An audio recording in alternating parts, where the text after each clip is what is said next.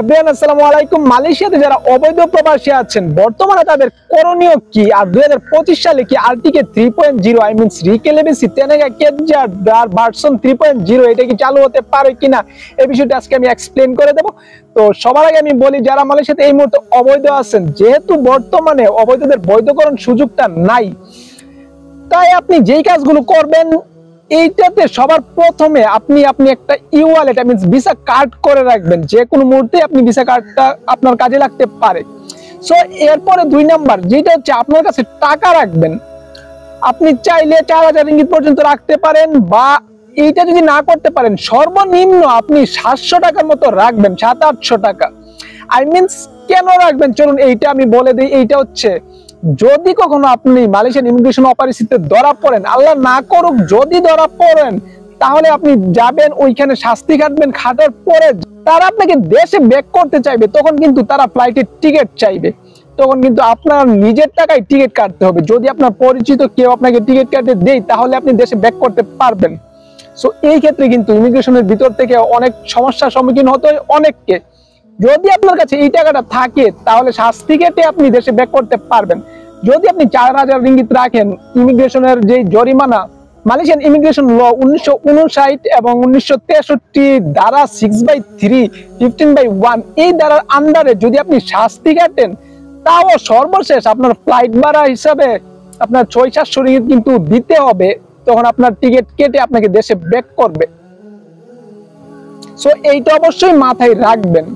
So এরপরে আপনি অবশ্যই আপনার পাসপোর্ট না থাকলে পাসপোর্ট বানিয়ে হাতে রাখবেন আপনার ডকুমেন্ট অনুযায়ী, বিকজ পাসপোর্ট আপনার হাতে রাখলে তারা বুঝতে পারবে যে আপনি এই কান্ট্রির। আপনি মুখে বলবেন আমি বাংলাদেশি, কিন্তু কোনো ডকুমেন্ট নাই, তারা কিন্তু আসলে বিশ্বাস করবে না, ট্রাস্ট করবে না।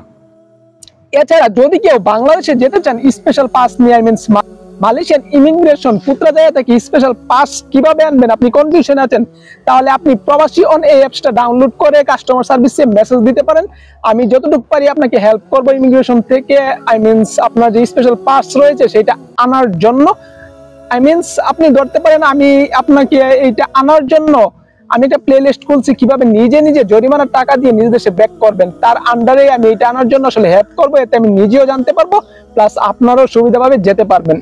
সো এইবার বলি আরটিকে 3.0 মালয়েশিয়াতে কি এবছর চালু হওয়ার সম্ভাবনা আছে? সত্যি বলতে এই বছর আসলে আমার মনে হয় না যে চালু হতে পারে। আমি যতটুকু বেসিক নলেজ খোঁজাখুঁজি করছি, এই বছরের মধ্যে 2025 সালের মধ্যেই কিন্তু শেষ হয়েছে আগের যে প্রোগ্রামটা ছিল অবৈধ থেকে বৈধকরণ বা রিপ্লেটেশন মাইগ্রেশন প্রোগ্রাম, সাধারণ কমান্ডারে দেশে ব্যাক করা, এই সব কিছু মিলিয়ে 2024 সালটাতে কিন্তু অনেক প্রোগ্রাম ছিল। তো এক বছর পর পর তারা কিন্তু এরকম সুযোগ দেয় না বা প্রোগ্রাম দেয় না।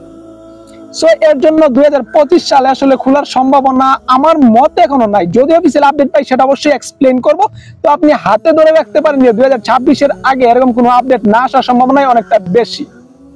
সো আই হোপ আপনি ক্লিয়ারলি বুঝতে পারছেন। যারা এই মুহূর্তে অবৈধ আছেন অবশ্যই সচেতন থাকবেন, সতর্ক থাকবেন, পাসপোর্ট হাতে রাখবেন সবসময়, যে কোনো পরিস্থিতিতে কোনো কিছুতেই খামখেয়ালি করবেন না।